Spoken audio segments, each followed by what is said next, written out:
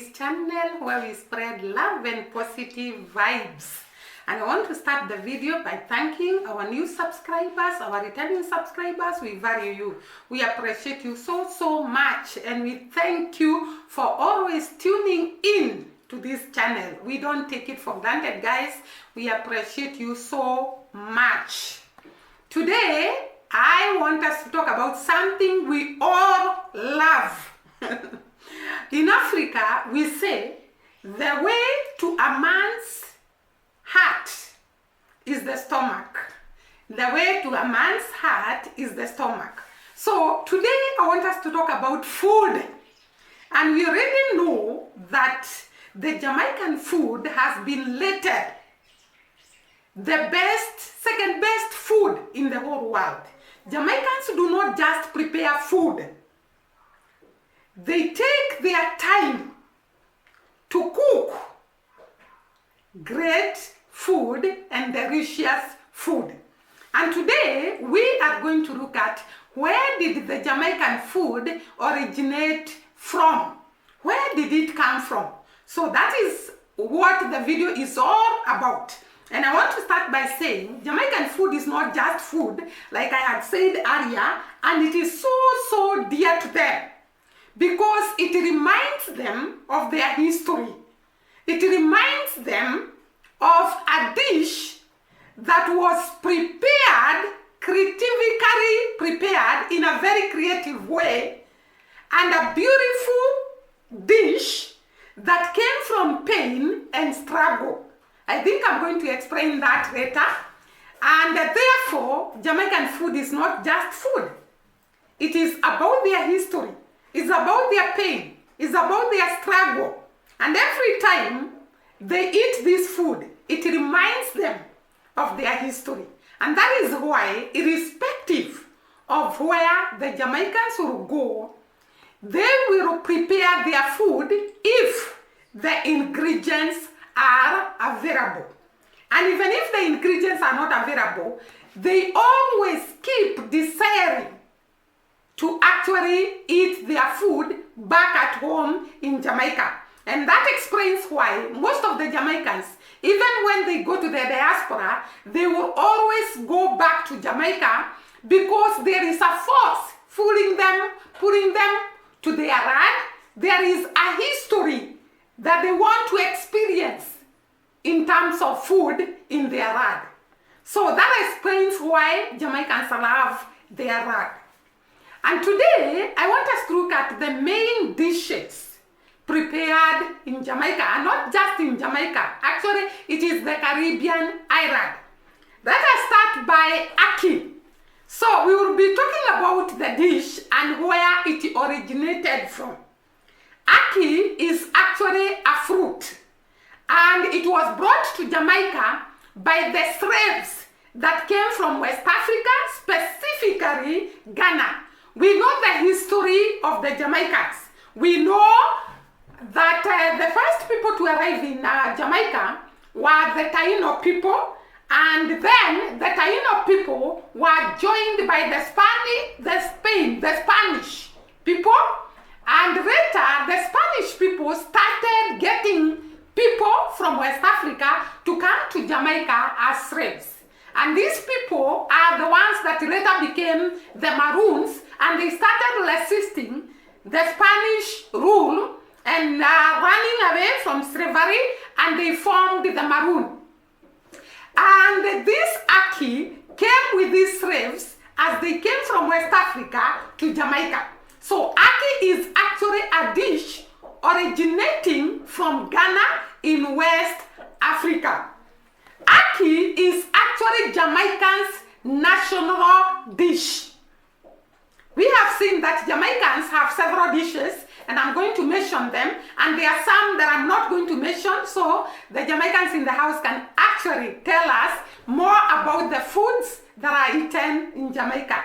So Ackee originated from Ghana, and it is actually Jamaican's national dish. Traditionally, or some times back, it was served as breakfast. I don't know whether even up to today, Jamaicans eat Ackee as breakfast, but we will see that ackee is accompanied by saltfish and breadfruit. But I want us first to talk about ackee that originated from Ghana, and then it was improved, the quality of the breed, by the people who are in Jamaica, and they took it to Canada and other countries, and it was improved. So ackee originally was from Ghana. It was from Africa, and most of the dishes in Jamaica are actually from Africa. Then we have the saltfish. I told you that ackee is prepared together with the saltfish and eaten with breadfruit. The saltfish is the staple food to almost all the Caribbean cuisines, as is formed part of the triangular trade between Europe, Africa, and the Americas. So because of this triangular trade, the saltfish became the staple food for all the people in the Caribbean. So I tend to think saltfish is eaten in Trinidad and Tobago. It is eaten in Haiti. I don't know. People are going to tell me in the comment section. It is eaten in Cuba. It is eaten in where?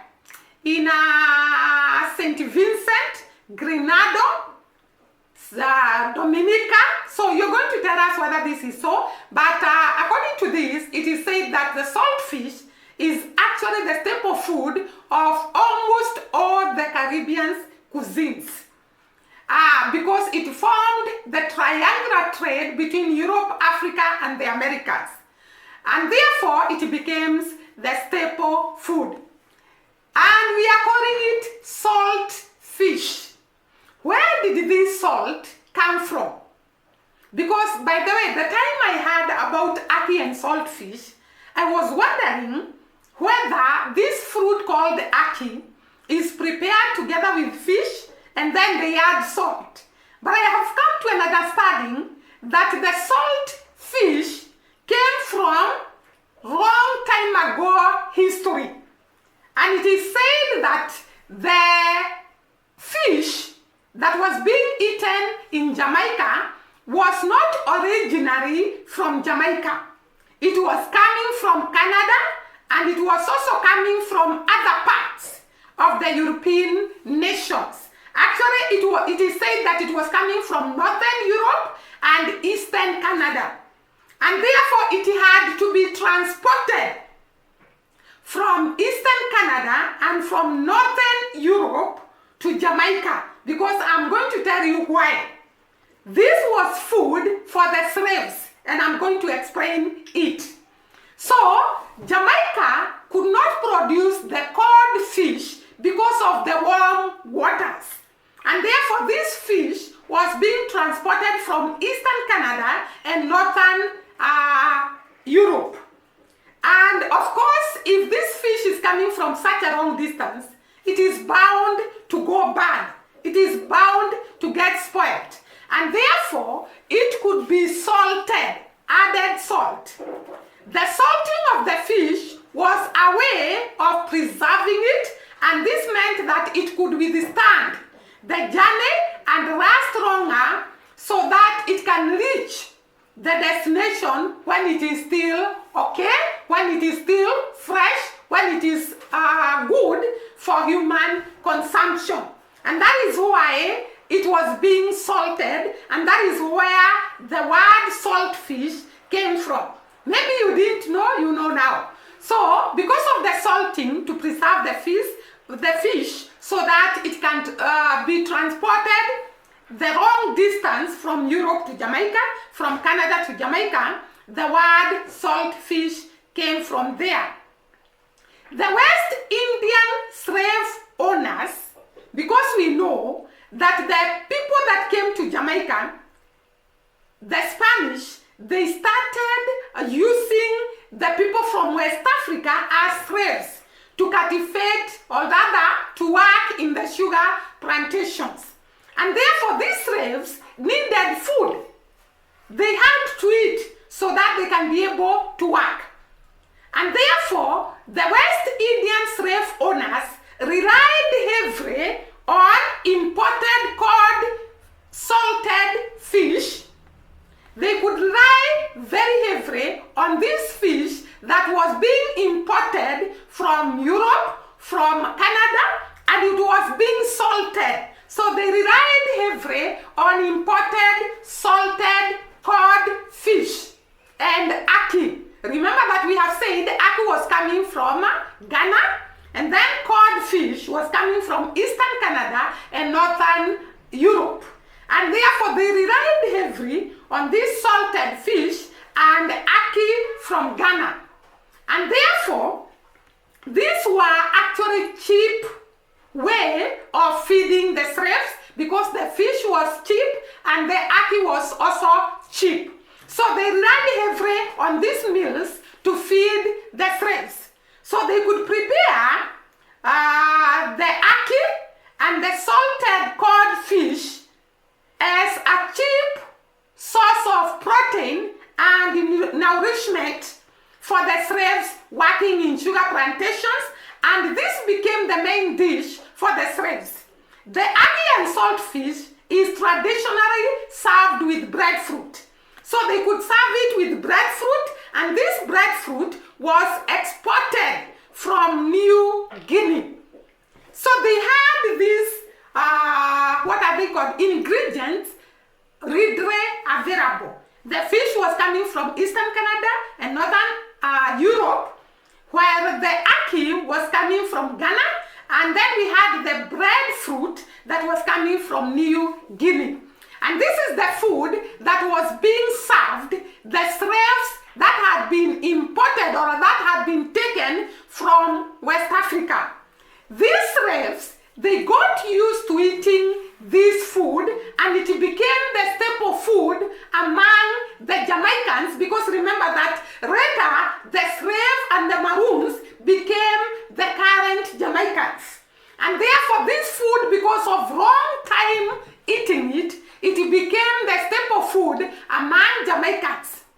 And this explains why Jamaicans are very dear to their food, because it reminds them of the slave trade times when they were working in the sugar plantations. It is also a good reminder of a beautiful, delicious dish that has come out of pain and struggle. Because these slaves used to have a lot of struggles and a lot of hard work and a lot of beating from their slave masters, and therefore this dish became their staple food when they were having hardships and struggles and pain. And most of the Jamaicans relate this food with what happened long time ago. I know now you know where the ackee and saltfish and breadfruit came from. That was the originality of one of the Jamaicans' staple food, one of the Jamaicans' national dish. That has come to the party. So guys, I want to talk about Jamaican party. And we saw when the mango was in Jamaica and Shonarwa, they really enjoyed Jamaican party. They could line up. I saw specifically Shonarwa lining up to get the Jamaican party. And that tells us it is a very, very delicious snack. Remember that Jamaican party is a snack. And therefore, where did it originate from? Because today, remember, our video is about Jamaican food and where they originated from. And I want to say that there is a story so exciting about the Jamaican party, and I'm going to narrate it in this video. But before I go to that story, I want to say the Jamaican party is a derivative, or rather was derived from the Cornish pasty, baked pasty filled with meat or vegetables. And this Cornish pasty was brought to the Caribbean by the British people, and later was enhanced, made better, made delicious by Africans that were living in the Caribbean. Actually, the African and Indians enhanced the Jamaican party to be even better. And this Jamaican party came in different or variety of flavors or combinations, from classic spiced beef to chicken to Canadian saltfish and sweet ackee. Those are the flavors that this patty comes in. And I want to say, when I saw how Jamaican patty is prepared, I compared it to what we call here in Kenya samosa. Samosa is actually a duff prepared, rolled, and added some vegetables or some meat and folded and deep fried. That is what we call samosa. And when I was looking at this Jamaican patty, it is almost like a samosa, but I think it is prepared differently, and I'm going to find out how Jamaican patty is prepared, and I'm going to try one day. So it comes in those 3 different flavors that I have mentioned, and it was first introduced in, first of all, this Jamaican patty, we have seen that it comes in 3 flavors, and it was first brought in the Caribbean by the British people and later enhanced because the British people were preparing Cornish pasty with some meat or vegetables put in it. But the Africans that came to the Caribbean enhanced it and prepared it in a very stylish way. And that is what now the Jamaicans eat and what they call the Jamaican patty. It made a lot of impression in Canada consumers during the 70s and 80s. And I'm going to tell you how the Jamaican patty arrived in Canada, because you might ask, how did it arrive in Canada? Who prepared it in Canada? How was it prepared? And yet, it originated from Jamaica. Sit down and watch the video, I tell you the story. So it is said that it was first introduced in Canada by Jamaican immigrants. The Jamaicans who are immigrating to Canada are actually the ones who introduced the Jamaican patty to Canada, to the Canadians, and it made a lot of impression to the people of Canada. How did the Jamaicans migrate to Canada? This is a story that I'm going to tell you right now. So, after these patties were introduced by the Jamaican immigrants, it became a staple food in Canada. And in 1985, the Canadian government took to the local Jamaican bakeries in an effort to registrate the patties. So it became so famous until the government of Canada actually intervened. And we are asking ourselves, how did the Jamaicans migrate to Canada? The immigrants prepared the Jamaican patty and called it beef patty, as they did back in the Caribbean. So remember that the Jamaican patty was being prepared by Jamaicans that had migrated from Jamaica to Canada. And later I'm going to tell you how the Jamaicans managed to come from Jamaica to Canada. So when they arrived in Canada, they started preparing Jamaican patty, and it became a staple food there until the Jamaican government intervened, or rather noticed that there is this special food that is being prepared. The immigrants prepared the Jamaican patty and called it beef patty, as they used to call it in Jamaica before immigration. So they used to call it beef patty, and they continued calling it beef patty even when they arrived in Canada. At the same time, big fast foods chains referred to hamburgers as beef patties under the guidance of the Meat Inspection Act. So you can see a contradiction here. There was a contradiction. Jamaicans have come, they have started preparing their patty and calling it beef patty. These people, the big fast food chains, were also preparing their hamburger and calling it beef patty. And therefore there was a collision, or rather there was a contradiction and the Canada hamburger that was being called beef patty. And therefore, the Canadians were calling their hamburger beef patty according to the Meat Inspection Act of their country. But the Jamaicans had no law to represent them. The act qualified beef patties as that of the Canadians and actually disqualified the Jamaican beef patty because according to them, the hamburger was just meat prepared with the spices. But now the Jamaican patty involved a duff and they were being put inside a duff. And this was against the Meat Inspection Act. Maybe you can understand me. And therefore the government of Canada actually were against the Jamaican patty because it's not being prepared according to the Meat Inspection Act of Canada. And therefore, this led to what we call the patty war. Did you know there was a patty war in Canada, Toronto? I am going to tell you where the war started and how it ended. So, tune there, we continue. So guys, we have left whereby we saw that the Jamaican patty was actually contradicting with the beef patty, which was hamburger from Canada.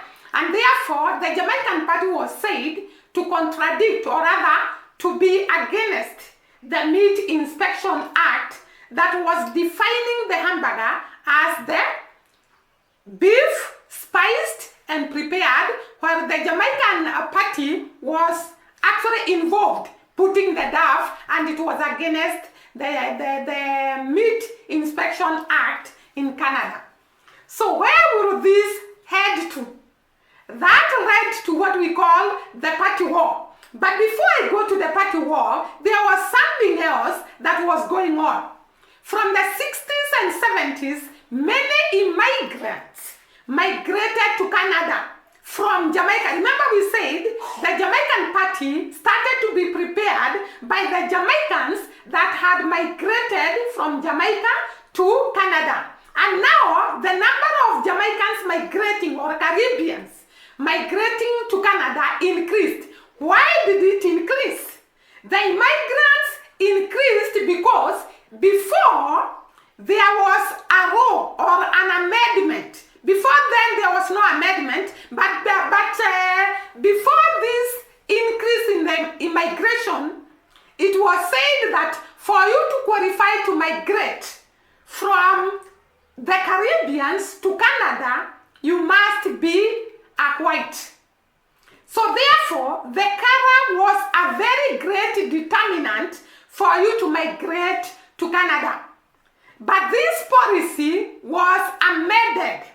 Originally, the policy focused mainly on skin color as being important in determining qualification for entry into Canada. So only those who are white could enter into Canada. And therefore this rule or this law was changed. The change in 1962 focused more on immigrants' education, and in 1967 it was adapted to reflect a point system as the government saw massive decline year over year in the European migration. In other words, I'm saying, initially, you were allowed to enter Canada if you are a given color. So the color was actually the qualification. But later on, the qualification was amended to reflect the education of the immigrant. And then they started now coming to Canada. The Caribbeans started going to Canada because now it was about their education, not their color. Later, it was found that the number of Europeans migrating to Canada were declining. And therefore it was opened for immigrants to come to Canada. And therefore they came in large numbers. And therefore, that is why we are saying the change in 1962 focused more on immigrants' education, and in 1967 was adapted to reflect a point system as the government saw massive declines year over year in European migrations. With the increase in Caribbean immigrants, they led to more diverse enterprise within Canadian cities. So as they came many, they opened up businesses, and many of them started cooking the Jamaican patty because it was one of the businesses that was booming. Because remember, we said that the Canadians had already gotten an impression of this snack. And therefore, when the people increased and they started opening up businesses within Canadian cities, primarily that of small hospitality businesses, the small businesses, because of course these people didn't have a lot of money to open large businesses, and therefore they could open small hospitality businesses. In the height of the party wars, remember we said that there was a contradiction between the names of Jamaican party and the hamburger in Canada. And this raised a war which is called a party war. The business, and therefore during the height of this party war, when there was this argument of the name that should be adopted for the Jamaican party and the hamburger in Canada, there was a lot of disadvantage for the Jamaicans that were living in Canada, because the Jamaican party was actually targeted by the inspectors and registrators for not adhering to the country's Meat Inspection Act. Remember we said that the name of Jamaican party was not adhering to the Meat Inspection Act because it had a DAF, and in that act it was not, the beef party should not have had a DAF, and therefore they were targeted. And the business owners argued about this. They came up strong. I usually tell you, Jamaicans will not keep quiet to be oppressed. They will not keep quiet for their businesses to be closed. They will not keep quiet to go at a loss. And therefore, the Jamaicans that were there in Canada, they started arguing about the names of their party and everything to do with it. So they argued about this and ushered a nationwide protest against the government. Can you imagine? That is what I love about Jamaicans. So they refused this targeting of their Jamaican party and the government targeting them because of what they are preparing, and they are not asking the Canadians. And therefore they argued and they went to a nationwide protest against the government of Canada. You can imagine immigrants going to protest, going to refuse what the government has said, and it is not their country. It takes courageous people. It takes people who know what they are doing. It takes people to stand firm and say no to being oppressed. And therefore they went to the streets and demonstrated, protested, and said no. Our businesses cannot be closed. Our businesses cannot be stopped. We cannot be refused to trade, because this is our livelihood. This is what we feed our children with. And they went to the streets. I love the greatness of Jamaicans, the courage of Jamaicans, the determination in Jamaicans. They not just sit there and allow people to oppress them.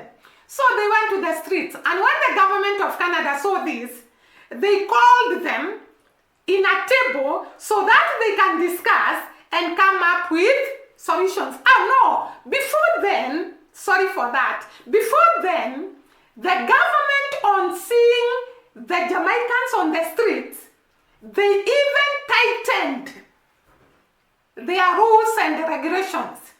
So the government in return demanded, so the government of Canada demanded changes to the names, signage, and packaging, with a fine of $5,000 US dollars to 11,000 US dollars on anybody caught breaking this rule. So they were to change the name, they were to change the signature, they were to change the packaging of their parties. And this was very, very costly, I tell you that. And if you did not do that, you were charged a fine of between $5,000 and $11,000. This was a very great blow to the Jamaican business people who are actually preparing the party. The vendors, if they did not comply, this was the heavy fine they were supposed to pay. And one of the Jamaicans by the name Michael Davidson cited to the government of Canada that doing this was actually disapproval on their culture in terms of food and their heritage in terms of food. In other words, Michael Davidson first cited disapproval on the above and told the government this was to erase their history and their heritage of Jamaican food. So he came out strong and told the government of Canada, you are doing this and it is very, very bad because it's going to affect the history and the heritage of our food.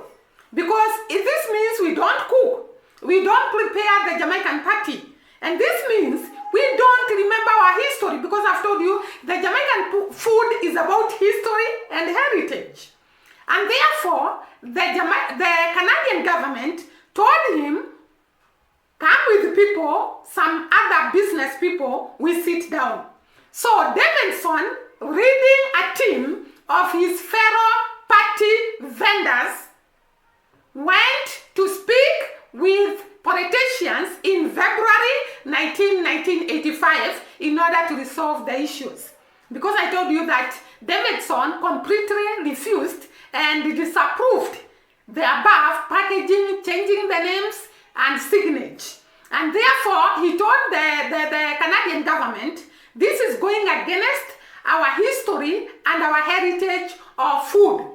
And therefore, together with some business people, Davidson was called by politicians to talk so that they can resolve this issue in February 19, 1985. After this meeting, the government allowed the party to be sold under the name Jamaican Party.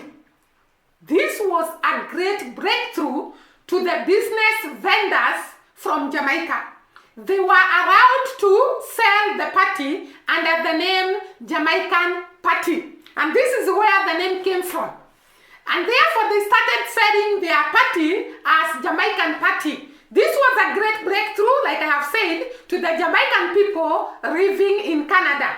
This led to 23rd February to be named the Party Day in Toronto. So in Toronto, Canada, there is a Party Day, which is 23rd February, and it was made to be by Davidson and his fellow business vendors.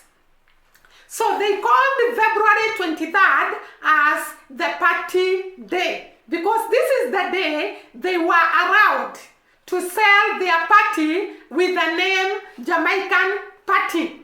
It was a great achievement. It was a great celebration. It was a great win. And they were celebrating a lot. And this day, they kept commemorating the day they were allowed to sell the Jamaican Party as Jamaican Party after winning this case, or rather after sitting down with the Canadian politicians and agreeing, and they were allowed to sell it as the Jamaican Party. The party war showed passion, determination of Jamaican people.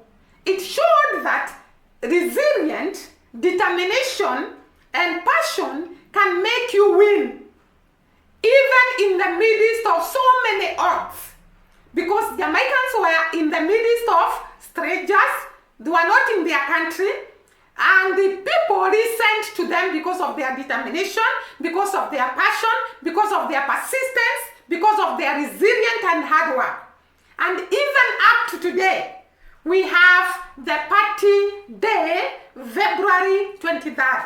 So we have looked at the Jamaican ackee and fish, saltfish. We have looked at Jamaican party, and we are now going to look at Jamaican chicken, jack chicken. Jamaican jack, we are in the jack chicken. And the jacking process is actually means spicing. I think jack chicken is spiced chicken. Jamaicans in the house will tell us. And it originated from indigenous people who are the Taino people or the Arawak people. Remember we said that Jamaica was first invaded, or the first people to come to Jamaica were the Taino people and who were the Arawak people. And these people actually started the jacking process, cooking with jack spices.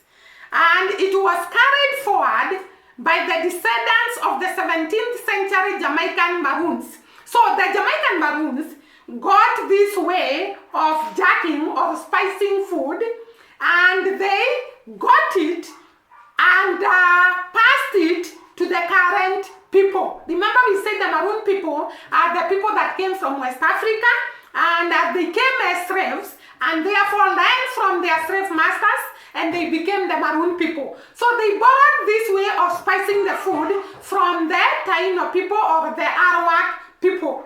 It is said that Boston Portland was actually credited as the original birthplace of jack cuisine. And the first instances of jack cooked for commercial sale was actually in Boston Portland. And therefore the jack chicken started in Boston Portland, and it spread to other Jamaicans. Jack gets its unique name from a unique seasoning made from hot pepper, cinnamon, cloves, ginger, and thyme. So these are the spices that are combined together, and they are used to prepare chicken, and that is why we call it jack chicken. Jamaicans in the house will tell us the way they prepare the jack chicken and how they make it sweet. Today it was just about delicious food, and I'm sure by the end of this video your mouth is watering because of the delicious food we have talked about. See you, that is the end of the video. See you during the next video. Bye bye.